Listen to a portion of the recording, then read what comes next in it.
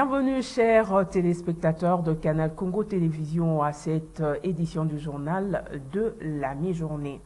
Le médiateur du processus de Nairobi, l'ancien président kényan Uhuru Kenyatta, demande aux pays membres de la communauté des États de l'Afrique de l'Est participant à la force régionale de déployer leurs troupes qui doivent prendre position de toute urgence et sans plus tarder dans tout l'Est de la République démocratique du Congo. Uhuru Kenyatta l'a dit dans un communiqué publié le jeudi à la suite du 20e sommet extraordinaire de chefs d'État de l'EAC. Il demande aussi à la force régionale de s'interposer entre les forces qui combattent les zones où le retrait de troupes armées a été effectué. Notez que cet appel intervient un jour après une série de manifestations contre le caractère inoffensif du mandat de la dite force.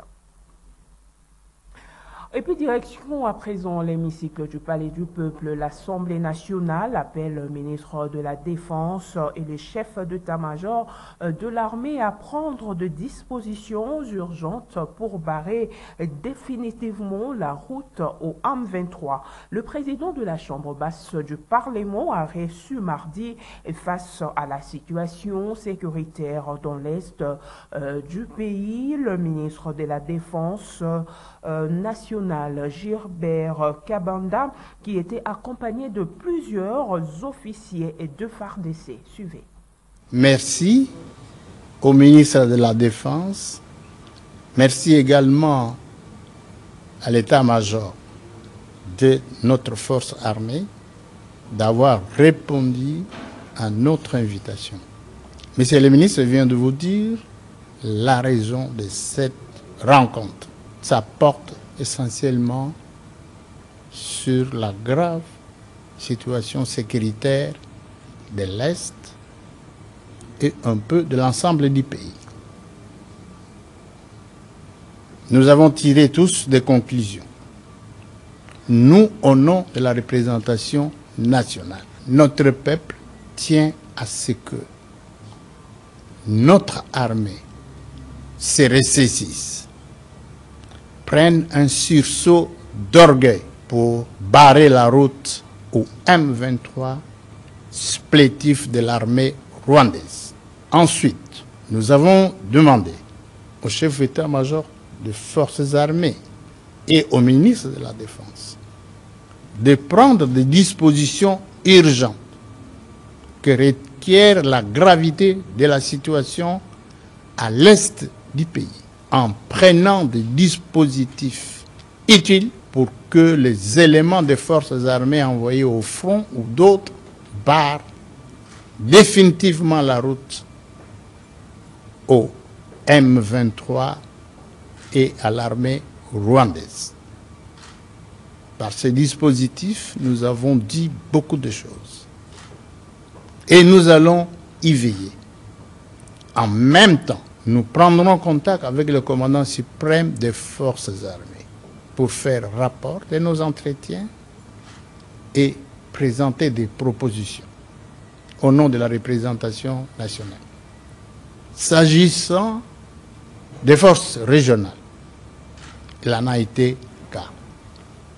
Nous saluons l'adhésion de notre pays à la communauté de l'Afrique de l'Est. La configuration géographique de notre pays exige que nous puissions adhérer à beaucoup d'organisations sous-régionales. Et puis, le bilan de l'incursion de rebelles ZADF à Kongé, concret situé près de la commune d'Ousha, chef-lieu du territoire de Béni, est revu à la hausse. Il est passé de 9 à 11 civils tués, d'autres portés disparus et plusieurs biens de la population emportés par les assaillants. La nouvelle est confirmée par le président de la société civile de Mamov, Kinos Katula. Plus de détails avec notre correspondant Joël Kamabou. Cette nouvelle massacre a eu lieu l'avant-midi du mercredi 8 février 2023 à Congrès, contre situé près de Oicha, chef du territoire de Béni. Silo Kinos Katouo, président de la société civile locale, les victimes ont été exécutées quand ils se rendaient dans leurs gens respectifs. D'après lui, pour ce jeudi 9 février, le bilan est revu à la hausse. Il vient de passer de 9 à 11 civils tués et d'autres portés disparus, aux côtés de plusieurs de la population emportée par les rebelles ADF. Cet acte d'association civile appelle la population locale à la vigilance, car d'après lui, les rebelles ADF sont signalés dans cette partie du territoire de Béni. Il demande aussi à l'armée régulière de traquer sans relâche les rebelles ADF qui continuent à semer la terreur et désolation à la population. Le bilan de l'attaque d'hier mercredi de Congrès Puendi est passé à la hausse. 9 à 11 personnes tuées, dont 7 femmes et 4 hommes, 2 blessés graves, plusieurs personnes portées disparues. Nous sommes en train de demander à la population qui nous suit d'être très vigilants, de ne plus fréquenter les contrées, car ça fait plus ou moins 2 semaines qu'on a alerté sur les mouvements de l'ennemi dans la localité de Babila Bakaïkouma vers Maleki, où l'armée n'a pas voulu prendre ses responsabilités, l'armée n'a pas pourchassé l'ennemi. Voilà, on est en train de comptabiliser toujours les cadavres de la population. Nous demandons à l'armée d'être responsable, de lancer les opérations. Aucune opération n'a jamais été lancée sur la route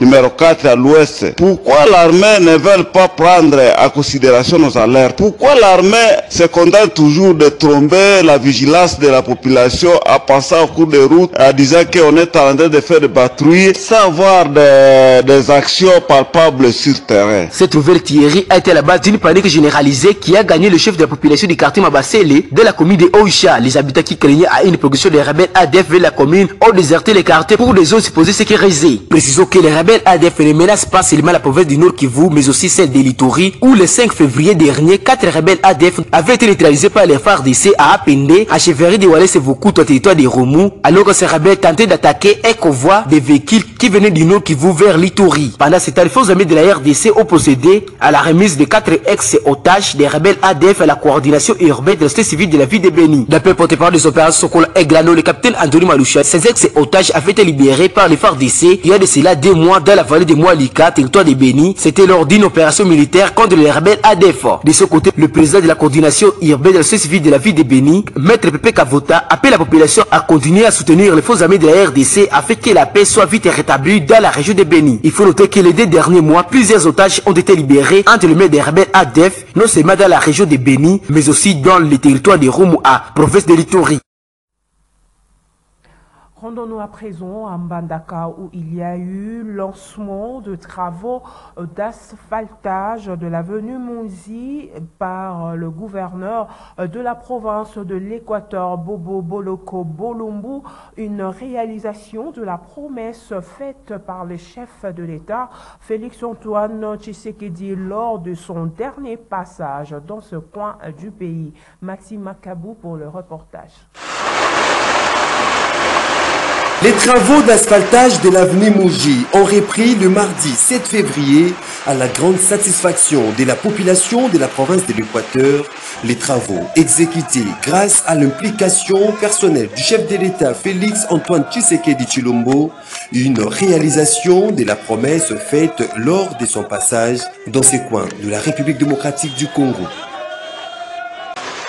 Toujours soucié du bien-être de sa population, le gouverneur Bobo Boloko Bolumbu a effectué une visite surprise au chantier de réhabilitation et de modernisation de la dite avenue en plein cœur de la ville de Mbandaka, d'où ses remerciements à l'endroit du chef de l'État.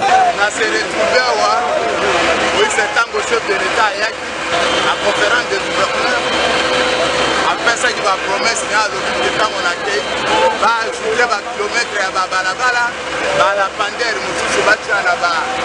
Babalabala, et puis Kotonga, université moderne. Yango, Kolozonga, Naye, Misala Yango, et c'est Bandi. Donc, il y a ce qui a lobby, Aza Kosalima Balamo. À promettre et à réaliser un bon Balamo. Ça fait Équateur, Mobimba. Donc, il y a Wabina.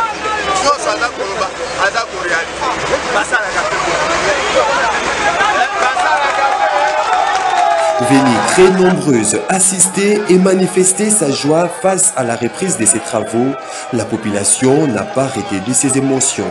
tosepeli makasi lokola papa Pati asimbeli biso son excellence Bobo Boloko Bolungu mpe babongiseli biso mboka bamwinda epeli alors babalabala mpe ya moki ndenge tozalaki na baguvernema nyonso oyo papa Bobo Boloko Bolungu na président na biso Fati Berton baumela mpo na libela président asimbela biso gouverneur na biso Bobo Boloko Bolungu. Signalons que ces travaux exécutés par l'entreprise Afritech en collaboration avec l'OVD sont financés par le gouvernement de la République sous l'œil vigilant du BTC.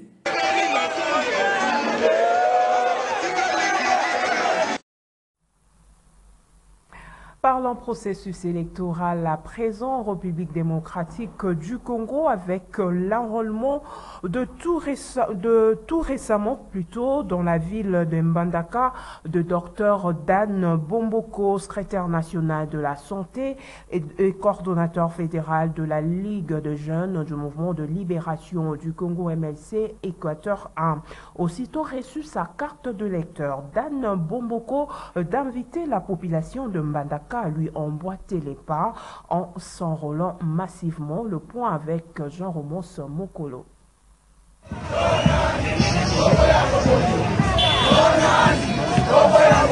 L'aigle royal a survolé dernièrement la ville de Mbandaka. En effet, Dr Dan Bomboko, secrétaire national adjoint à la santé et coordonnateur fédéral de la Ligue de jeunes du MLC Équateur 1, s'est fait enrôler à Mbandaka, au centre de la CENI, situé à l'Institut Bakusu, dans la commune de Wangata. Accompagné d'une marée humaine innombrable, l'aigle royal du chef-lieu de la province de l'Équateur, Dr Dan Bomboko, a rempli son devoir civique et patriotique après avoir effectué une procession à pied sur les principaux acteurs de Mbandaka, dont le point de départ était le siège de la Ligue de jeunes du mouvement de libération du Congo, situé non loin du grand marché de la ville.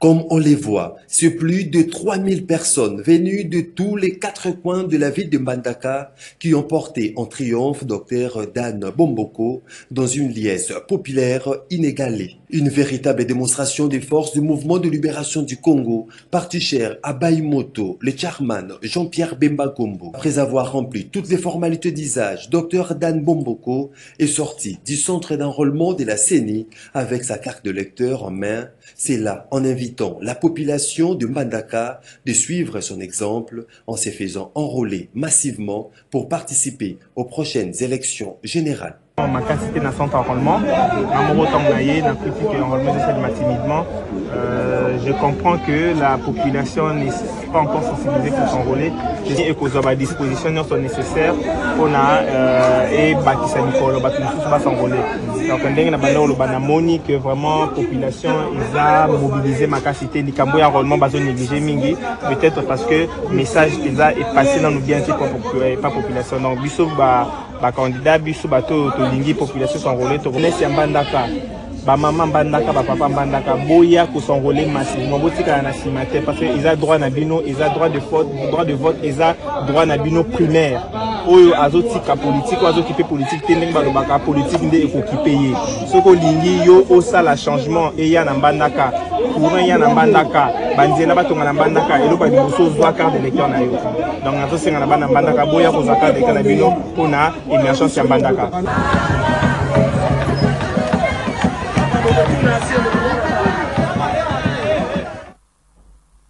Et puis c'est communiqué avant de poursuivre ces journaux. Toute la communauté Ngwaka regroupée au sein de l'association socio-culturelle Ngambe Bouclier Ngwaka suit avec amertume depuis quelques jours le diatribe et invective dont est l'objet son digne fils, le cardinal Fridolin Ambongo. Le cardinal Fridolin Fridolin Ambongo, tout en étant pasteur appartenant à toute l'Église universelle, est issu d'une communauté du peuple Ngwaka qui a toujours cherché la paix et les vivre ensemble avec tous ses compatriotes et voisins. L'association socio-culturelle Ngambe et Bouclier Ngwaka constate avec regret que ces diatribes invectives et menaces de mort se poursuivent même sur le grand média sans que tous ces sont chargés de la population, de la police et ces médias ne sont eux-mêmes. L'association socio-culturelle Ngambe Bouclier Ngwaka, qui représente une population de 5 milliards de Congolais, constate qu'il y a une intention délibérée et demeure à l'intégrité physique de son fils, le cardinal Fridolin Ambongo, et que ceux qui croient avoir le monopole de violence ne croient pas qu'ils sont le seul en se détenir le monopole. Il prend l'opinion tant nationale qu'internationale qu'elle prendra aussi conséquemment tout ce qui pourrait causer au cardinal Fridolin Ambongo. Parlons à présent du conflit de succession de la concession Lulungu située au numéro 10 de l'avenue Kasavubu, quartier Joli Parc dans la commune de Ngaliema, où les héritiers attaquent en justice le titre de Madame Dodia Kamoussi, détentrice d'un faux document selon les héritiers. Autre détail avec Maxime Akabou. Les conflits de succession opposant les héritiers de la famille Lulungu à Madame Dodia Kamoussi, détentrice d'un faux document lui légué par son défunt mari Kamoussi Lulungu, selon les héritiers qui lui dénient ses titres de propriété, précisant que la dite concession était bien successorale. Ainsi dénonce-t-il la manipulation de certains agents de l'ordre qui piétinent certaines décisions de la justice. Nous avons un problème en justice. Mon frère, le feu Kamoussi Lulungu, il avait fait un document, un certificat d'enregistrement à son nom, qui était faux. Parce que cette parcelle-là appartient à notre père, il est là, Samuel Lulungu. Nous sommes 13, les héritiers. Lui, il a fait le certificat à son nom et à sa mort, il a légué cette parcelle à sa femme, Dodia Jinki Kamoussi. Il n'a même pas légué cette parcelle-là à ses enfants. Il n'y a ni le nom de Marie, ni le nom de Christine, ni le nom de Anne et le reste de Kamoussi. Ce sont ses enfants. Ils n'ont même pas droit, ils n'ont pas qualité dans cette parcelle-là. Nous avons attaqué Dodia en justice, sa femme, la veuve. Nous avons eu gain de cause. Il y a 2 jugements. Un jugement au triple de paix de Ngaliema. Le second jugement, grande instance de Gombe. À notre grande surprise, les enfants viennent en tierce opposition, en disant que la parcelle leur appartient. La parcelle ne les appartient pas. On a voulu, nous sommes allés en justice. On a dit, bon, allons-y en justice, comme ça, nous allons vous montrer noir sur blanc que cette parcelle n'est pas à vous. Bizarrement, à notre grande surprise, ils se sont légués avec les autorités de ces pays. Ils ont donné, vous savez comment ça se passe. Ils ont mis des militaires, ils ont mis le service de sécurité que vous avez. Après le service de sécurité, il y a les policiers. Ces policiers-là, ils ont dit, ils sont sous ordre de leur hiérarchie. Ils n'ont pas voulu sortir de notre parcelle. Mais tout en est, nous, on est encore sur, au tribunal, ils ont fait des destructions méchantes. Ils ont cassé, l'église, tout ce qu'il y a là-dedans, je ne sais pas. Bon, vous allez voir dans les images. Non, notre problème, c'est revenu dans nos droits. C'est notre parcelle. Ce qui est bizarre, la parcelle est sous séquestre. Et nous ne comprenons pas comment une parcelle qui est sous séquestre, il doit y avoir des déguerpissement. Donc il y a une main noire qui est en train d'agir dans cette parcelle. Il y a une main noire. Et cette main noire-là doit être... On doit... Comment tous les réseaux là, nous devons le savoir. Il y a Emedo. Kiaku Mwanza, c'est lui le commanditaire, c'est lui, je sais pas, il n'est pas de notre famille. Il s'appelle Aimé de Kiaku Mwanza. Les héritiers de la famille Lulungu disent se battre afin que la vérité soit éclatée au grand jour dans cette... Et puis coup des projecteurs sur l'avenue Itaga dans la commune de Kinshasa. Les tronçons de cette avenue, dans son croisement avec l'avenue Bokassa, occupée par un grand nombre de commerçants et vendeurs, est malheureusement rempli d'immondices, de déchets plastiques et domestiques érigés en montagne, sont aperçus de part et d'autre. Le reportage est de Juliette Oyeka. Les immondices jonchant la plupart des grands couloirs du marché central, fermés pour raison de réhabilitation, tel est le cas sur l'avenue Itaga, au croisement Bokassa. Depuis plusieurs mois, ces tronçons continuent à servir de dépotoirs d'immondices, non seulement aux marchands, mais également aux habitants des quartiers environnants et aux passants. Une avenue qui est pourtant occupée par un grand nombre de commerçants et vendeurs. Ils exercent leurs activités à proximité des tas d'immondices, aux odeurs nauséabondes et pourtant, disent-ils, payer leurs taxes de 200 francs congolais quotidiennement. Tozo futa ticket, to futa chika l'État, to futa la salubrité. Mais to teka na fulu, to liara na fulu, to lala na fulu. Ba chifo yidi e la tabiso. Utinda kunona tongo ina nanja na libumu. Osimbi pau. Olongo lina nufule sika yo mesa, aloche mesa na yo. Obandi koteka. Obandi koteka ba 11h, 12h, pwani fulu, ya 6h. Obandi na okolongola solo nkusu. Aplikambo ya fulu oyo. So toteka, kasi totekela fulu, solo ezokota biso. Epo vuke biso malaya, banda tolobili likambo ya fulu oyo. Si lelo, solution nango emoya na ara. C'est exemple étant net biloko lelo na moi bazwa kocha. Bataka chaque jour, topesa pe ba mona biso, balongola fulu, balongola te. Au moins na ba ye bache babakisi. Tanet ba pecho ba mi balo. Fulu so mona oyo. Na onyoso. Bake kocha ka place momoko. On a regret makasi concernant milliers de vies. To vivre na ba façon moko. Bon, indiscutable tokolo bakeno toko discuter pour na ngote parce que tozo vivre médiocrement. Hein? Na fulu. Bato ba vivre na fulu. Biso to ba neti fulu ngo ekozala ka lieu moko yo bakozwa matiti bilo mususu ya salité bacha me bakomo chatina nye. Les usagers de cette avenue qui n'avaient plus à supporter cet tas d'immondices, qui ont élu domicile depuis plusieurs jours, appellent à l'implication du gouverneur, car disent-ils être exposés à des maladies. Et puis, une nouvelle sportive avant de nous séparer. Les stades Martyr et Kibassa Maliba n'ont pas été approuvés après les rapports des inspecteurs de la Confédération africaine de football CAF.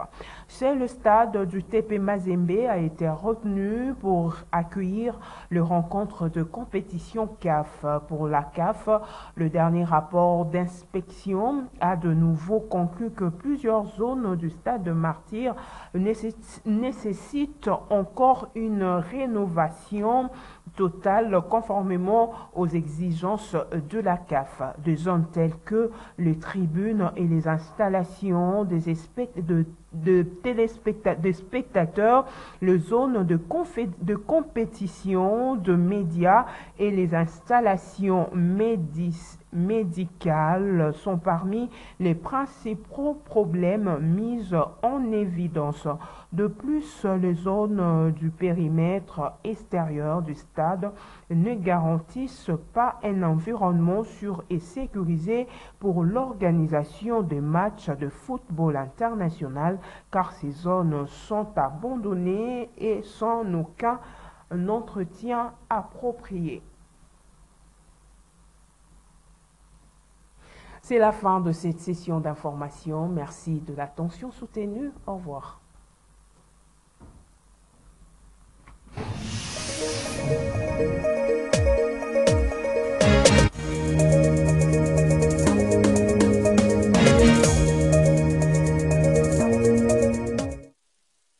En télévision, Radio Liberté Kinshasa présente leurs condoléances aux familles frappées par le deuil. La famille Ndisile, Judith Ndisile, Moussa Ndisile, à la profonde douleur d'annoncer aux amis et connaissances le décès de leur tante, mère, sœur, Esther Ndisile, Esther pour les intimes. Survenu mercredi le 1er février 2023, des suites d'une longue et pénible maladie. Le programme de funérailles se présente comme suit. Vendredi, le 10 février 2023, 19h30, culte d'action de grâce. 22h, La veille mortuaire en la résidence familiale sur avenue Mupende, au numéro 4, quartier Kingaba, commune délimitée, référence terrain Waya Waya. Samedi, le 11 février, les heures prévues pour la levée du corps, 10 heures de la morgue de l'hôpital Saint-Joseph délimité. 10h30, recueillements et témoignages. 10h30, départ pour l'inhumation à son dernier demeure. Ces communiqués tient lieu de faire part. Contact 081 46 62 930 081 46 62 930 ou au 089 46 62 930 089 46 62 930. Ces communiqués qui ont lieu de faire part.